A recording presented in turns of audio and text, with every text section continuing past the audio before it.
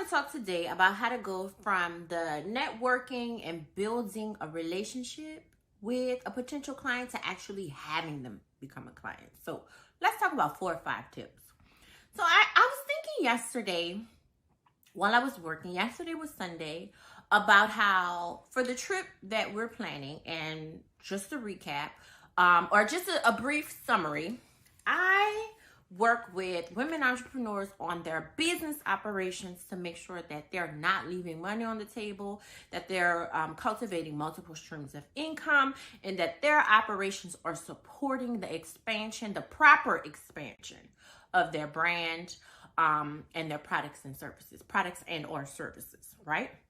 And so in doing that, I can work with a client individually, one-on-one, or I can work with them in a group setting. And with the groups, we travel around the world, learning this great information in different countries.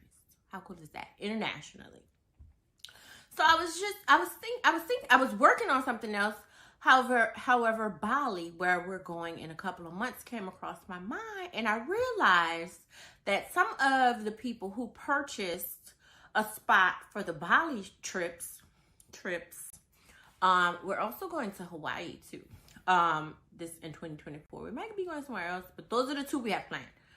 Are people that I actually started talking to years ago.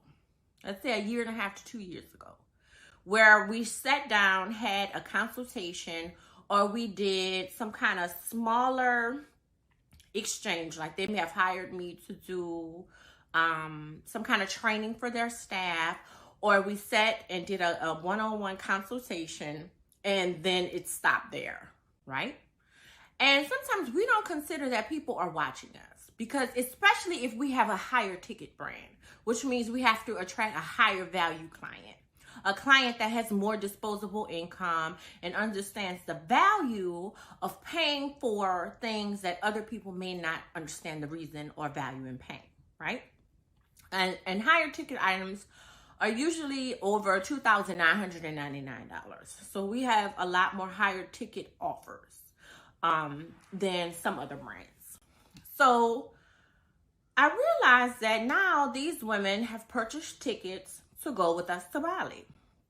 And so it got me thinking, what are some of the things that I've done over the years to cultivate these business relationships that turned into actual paying clients? And I want to share that information because I don't think we talk about it enough, and I don't think it's something that we think about enough.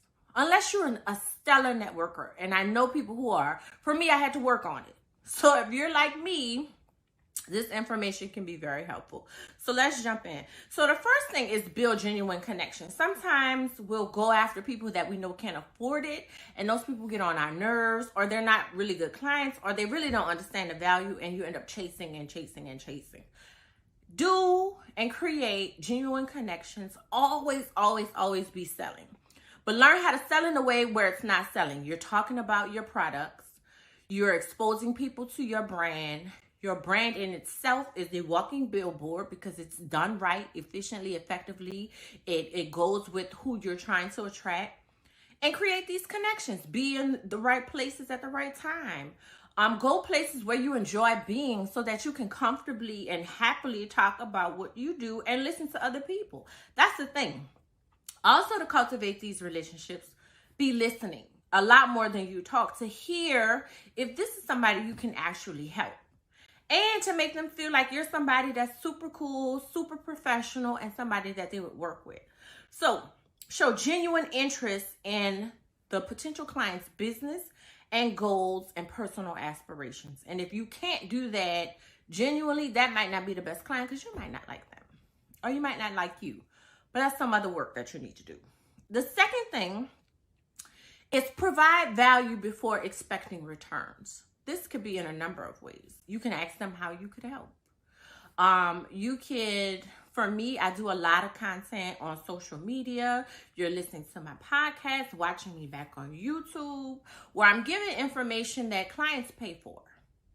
You could, host, like right now, I'm working with an organization where we host community events. The community comes to these events for free. The organization pays me.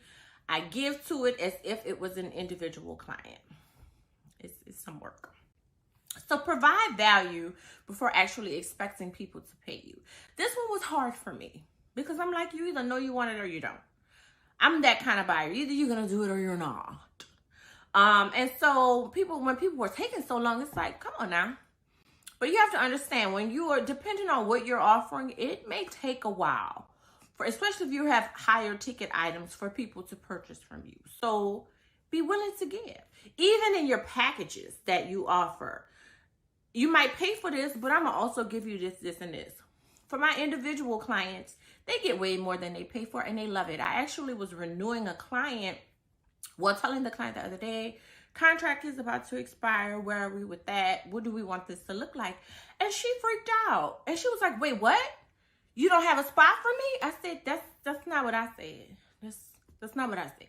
She was like, girl, you scared me. And that warmed my heart. Like, she wanted to be a client. She wanted her contract to extend again. So make sure you're offering a lot of value. Leverage your brand with storytelling. Learn storytelling. Like I'm telling you about clients, and I'm telling you about Bali, and I'm telling you about my work. It comes effortlessly because I like people to understand.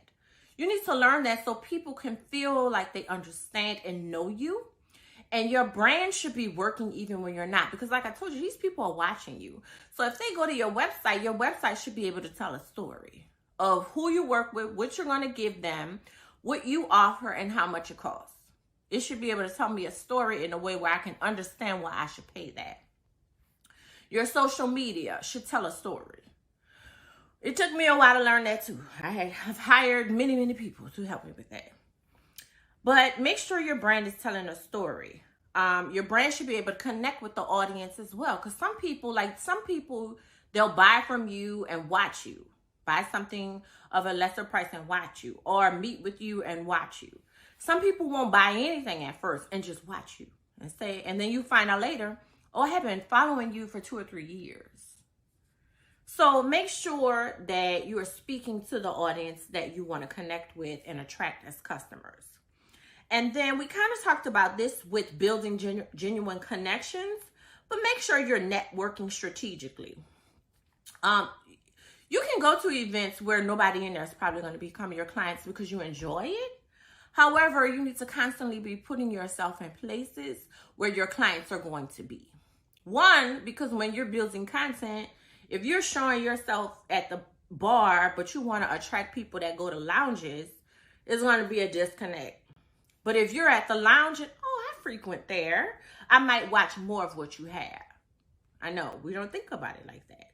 But attend events, forums, conferences, and communities where your target clients are likely to be. It's like marketing. They see you, they see your ads, they see your content, they see your book on the shelf. They constantly are seeing you.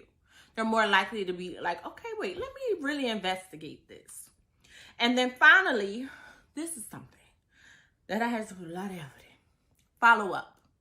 Make sure from time to time you're dropping a note.